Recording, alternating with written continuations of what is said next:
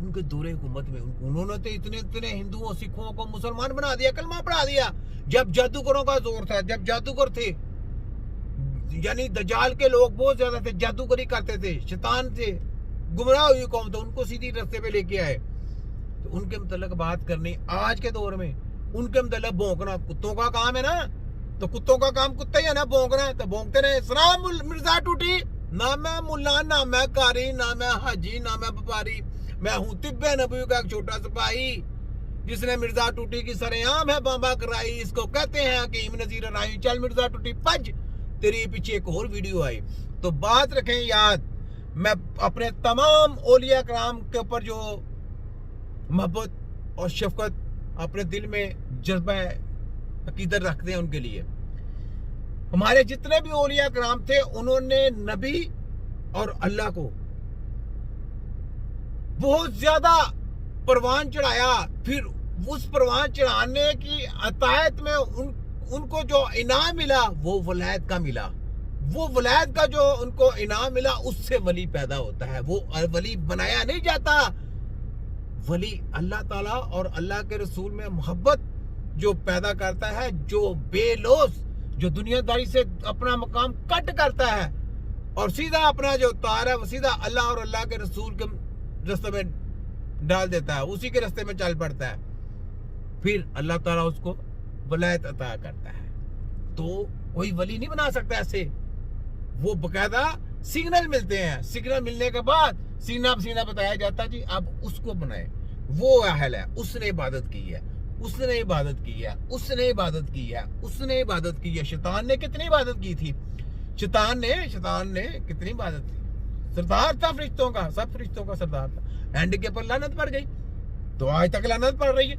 इबादतें करने से अगर कोई ओहदा मिलना होता तो शैतान को तो बड़ा ओहदा मिलना था। क्यों मिर्जा टूटी? सुना तेरे टूटी की ऐसी की तैसी, ये छोटा हकीम है। ठीक है, तो मैं तो जनाब बात करूंगा, तो ये बात इन्होंने कर दी, ये सुने जरा। हाँ देख, उसमें कितना सेहत सुकम वाला मामला है। और मिर्जा साहब के इस काम को आप कैसे देखते हैं? और अगर बेटा समझ कर आप कोई नसीहत भी उनको करना चाहें कि वो किस तरह, मुझे ये बताएं बेटा समझ के किसको? जिसने बुजुर्गों के मतलब, जिसने बाप को बाप नहीं मानता, जो बुजुर्गों ने दीन को कुछ नहीं मानता, उसको क्या नसीहत करनी है? नसीहत उसको करनी है जो अपने भाई को अपना अब्बा मानता हो, उसको नसीहत की जाती है। जिससे गलती हो जाए वो माफी मांगे सरेआम, तो फिर उसके बारे में सोचा भी जा सकता है। लेकिन इसने तो इंतहा कर दी। मैं तो इसकी वीडियो सुन कर, ये देखो बहुत वीडियो मेरे पास, मैंने नहीं छोड़ना इसको। इसका तिया पंचा मेरे हाथ से पूरा इसका पोस्टमार्टम है। सुन तेरे मिर्जा टूटी की ऐसी की तैसी। देख लोग तुझे कह रहे हैं कि इसको माफ करना चाहिए, इसने चाहे वो बुरी बुरी बातें कर दी। देख ये बुजुर्गों ने दीन के ऊपर जो लोग पहरा देते हैं, जो वो तुम्हारे बारे में ऐसा कहते हैं। लेकिन मैंने माफ नहीं करना जनाब। आपने जो भी कहना, ये मैं आगे से बयान नहीं आपका चलाना, क्योंकि आप माफी की बात करेंगे, माफी नहीं मैंने देनी इसको। जितनी देर तक ये सरे यहाँ पूरी वाम से माफी ना मांगे, ऐसे देर तक मेरी माफी नहीं है इसकी नजर। ठीक है, तो ये बात है। ना मैं मुल्ला, ना मैं कारी, ना मैं हाजी, ना मैं व्यापारी, मैं हूँ तिब्बे नबी का एक छोटा सिपाही, जिसने मिर्जा टूटी की सरेआम है बाबा कराई, इसको कहते हैं हकीम नजीर राई। चल मिर्जा टूटी पज, तेरे पीछे एक और वीडियो आई, सुना आ जरा। एक हमारे बहुत बड़े, जो हम जिनकी बहुत 5-7 बड़े आजमों में तबलीग हो रही है, उनका निसाब है। उस निसाब में ये हमें ये बाबू के तड़के लगा के, यानी सवारियां आपने बिठाई मक्का मदीना की और उतारा के। मैं आपसे एक बात करूं? जी सर। ये लफ्ज आप ले रहे हैं मिर्जा साहब से? नहीं, मैंने सुना, लेकिन मैंने पढ़ा, फिर खुद पढ़ा ना। सुना जी। किसी को हकारत से बोलना, किसी के बारे में किसी को हकीर समझना, जी सर, और खास तौर पर वो लोग जिनकी एक हिस्ट्री। ये मौलाना तारिक माशाल्लाह सलाम है जी, माशाल्लाह कितनी अच्छी बात बोली कि किसी को हकारत, किसी औलिया कराम को, किसी बुजुर्ग को हकारत की निगाह में या उसके मतलब ऐसी बुरी बातें कहना। ये देखें किसी भी फिरके से हो यार, मुझे इस चीज से नहीं कोई कर, लेकिन तारिक जमील साहब ने ये जो बयान दिया ना, सुनने वाला है, वजन है इसमें, वजन है। देखें सुने। जी। किसी को हकारत से बोलना, किसी के बारे में किसी को हकीर समझना, और खास तौर पर वो लोग जिनकी एक हिस्ट्री, उनको इस तरह कहना, वाह, जो उसने कर लिया बाबे तशाई कोई नहीं, ये बहुत बड़ी गुमराही है। वाह। मोइनुद्दीन चिश्ती रहमतुल्लाह अलैह पाकिस्तान में इंडिया में पहली हस्ती हैं जिन्होंने इस्लाम को मुतारफ करवाया। हजारों लोग उनके हाथों मुसलमान तारिक हुए। जमीर साहब, नहीं हजारों नहीं, लाखों 99 लाख से भी ऊपर हिंदुओं और सिखों को उन्होंने इस्लाम कलमा पढ़ाया।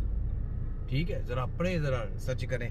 ठीक है, तो वो लोग उनके मुताबिक कोई बात ऐसी बोलेगा तो हमारा सीना जो है ना, हमारा ईमान है कि हमारे बुजुर्गों ने दीन के ऊपर हमने पहरा देना है, हमने अपने नबी के कलमे पे भी पहरा देना है और अल्लाह के नाम पे भी पहरा देना है और औलिया इकराम के अकीदों के ऊपर भी पहरा देना है। ये हमारा ईमान है। ठीक है, ऐसा नहीं कि हम किसी को कि अली के पास ये मकाम था तो अब अली के पास वो मकाम नहीं है, अली को इस चीज़ का खबर है, दूसरी चीज़ की खबर ही नहीं है। तो जब दर्रा खैबर फतह करना था तो नबी सल्लल्लाहु अलैहि वसल्लम ने क्यों बोला था कि मेरा अली किधर है, अली को लेके आओ। तो अली को लेके आया तो अली को कहता जी मेरे अली को कहते जी अली तो घर में है, उसकी आंखें खराब है। वो आए, आपने अपने यहाँ से लबाब निकाल के आंखों में लगाया तो आंखें सही हो गई। अब ये तिब्बे नबवी है ना, है तो वो आए तो आपने उनको रुमाल दे दिया, किसी और को नहीं दिया रुमाल, पकड़ा के बेटा जाओ आए अली जाओ जाके जंग लड़ो, इंशाअल्लाह फतह होगी। तो फतह करके झंडा गाड़ के आए ना, तो वो है यानी हमारे नबी वो है कि आने वाली खबरें पहले दे देते हैं कि ये मकाम वैसे ही होना है। तो इम्तिहान लाजम होते हैं, सख्तियां आती हैं, क्योंकि इस्लाम को जब उजागर करना है तो शैतान के साथ जब आपने कोई मुकाबला करना है तो सख्तियां आप पे आनी है, शहादती होनी है। शहादतें नहीं होंगी तो वो इस्लाम नहीं है। इस्लाम का नाम क्या है? शहादत, जज्बा है शहादत, ये लेके चलना है तो फिर इस्लाम का बोलबाला होता है। ठीक है, तो ये बात है जी। तारिक जमीर साहब माशाल्लाह, थैंक यू, शुक्रिया, आपने इतने अच्छे लफ्ज किए।